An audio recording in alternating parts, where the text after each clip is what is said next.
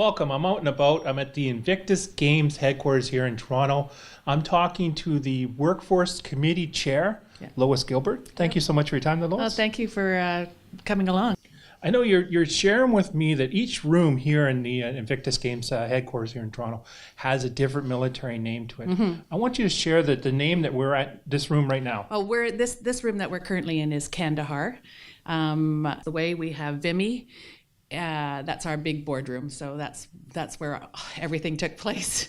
And then downstairs we have Capion is one of the rooms, Juno. So we've related it back to important events that have happened during troubled times in our military. I know I was doing some research. I was going on your website last night, and I looked at your work experience, and it's just amazing. What happens is you lived over in Moscow for many years. You've been published in culinary magazines, not only in Canada, Sweden, France, and Russia. You're a member of the oldest, I get this word properly, it's Gastronomic Society. Mm-hmm. And you're sharing with us before that we were talking about it, and you were saying how you're involved with it over in Russia too. Do you want to talk about that? Sure. Actually, I was introduced to it while I was in Russia.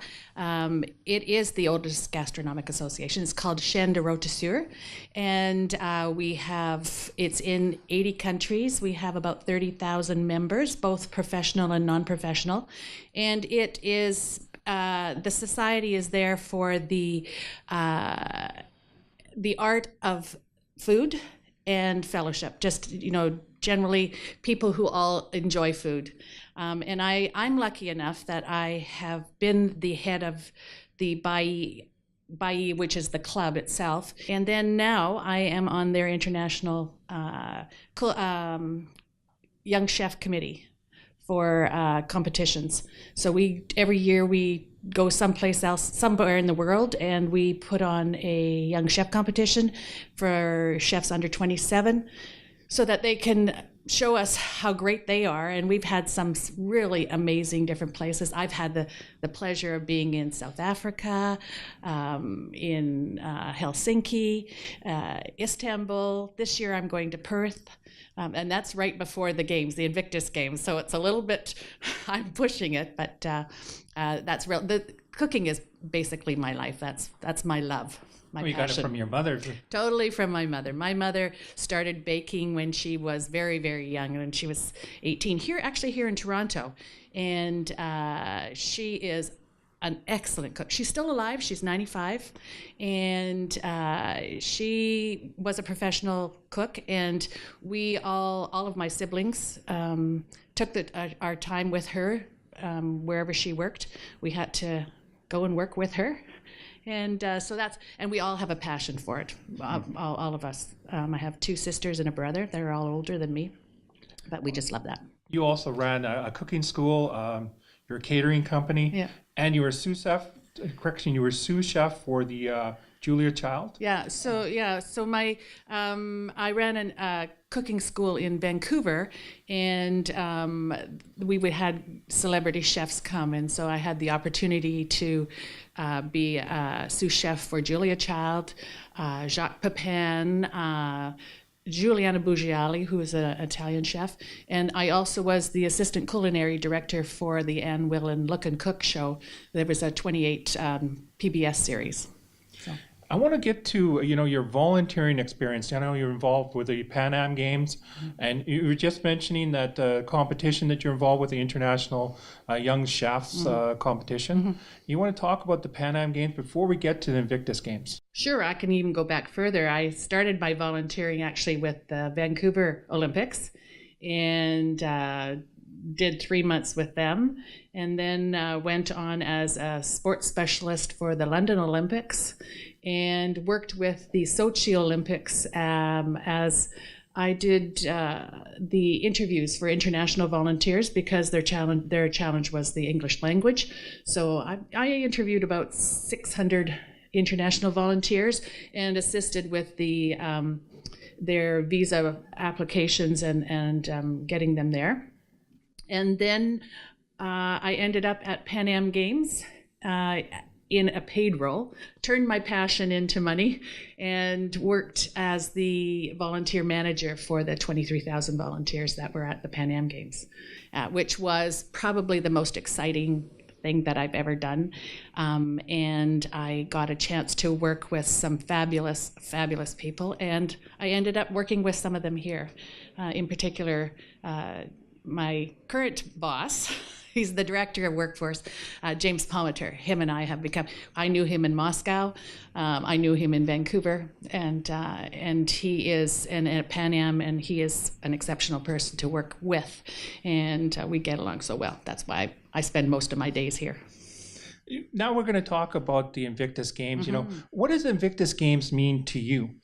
Well, it means a lot. I had two uncles that were killed in the Second World War. And my cousin has just retired from the military.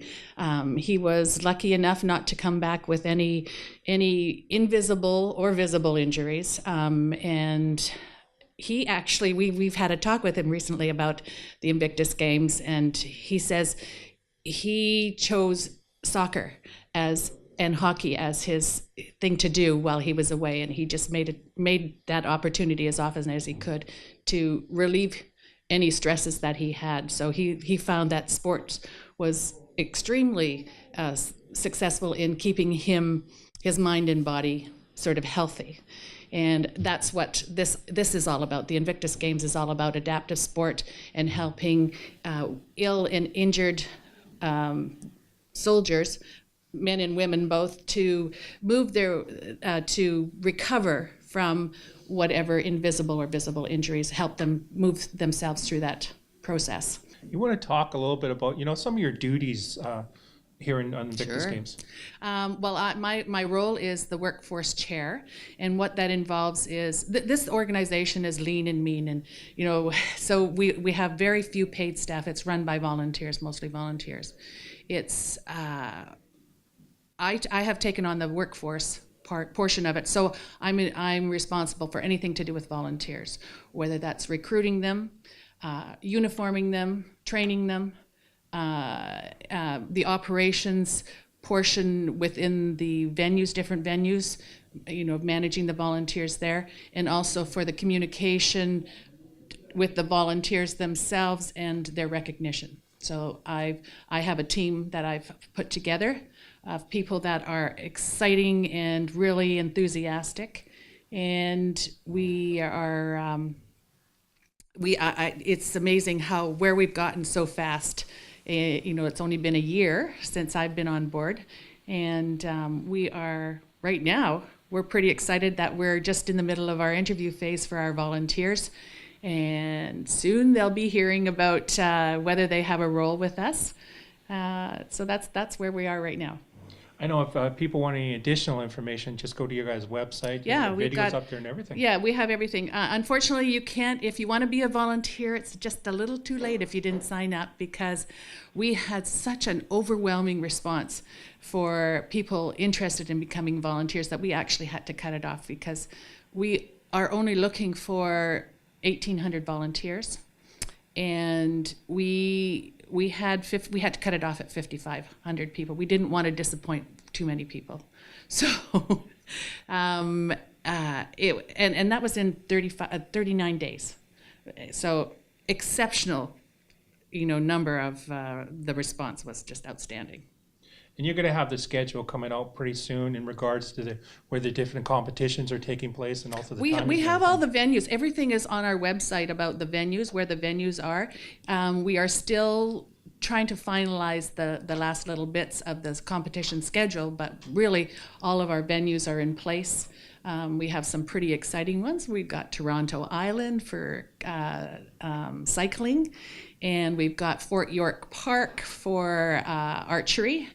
We have Pan Am Aquatic Center in Scarborough will be for swimming, and some of the preliminary games for the wheelchair basketball and wheelchair rugby, sitting volleyball.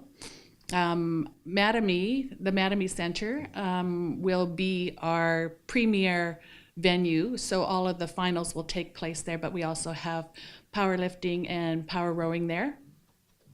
And We have York University will be all our athletics. We have golf too this year. This is a new one for us out at St. George's. And let me think. Oh, we have wheelchair tennis at Nathan Phillips Square, and we are taking over the Sheraton Hotel. That's going to be our village. And don't forget about sledge hockey too. Well, that's still under discussion, actually. Sledge hockey, because for us to flip over this Mattamy Center is a little bit of a challenge to flip from ice to everything. So we're still talking about it. Well, I want to thank you so much for sharing a few minutes with us here and talking about the Invictus Games, and thank you so much for that. Oh, thank you. It was great talking to you. Take care.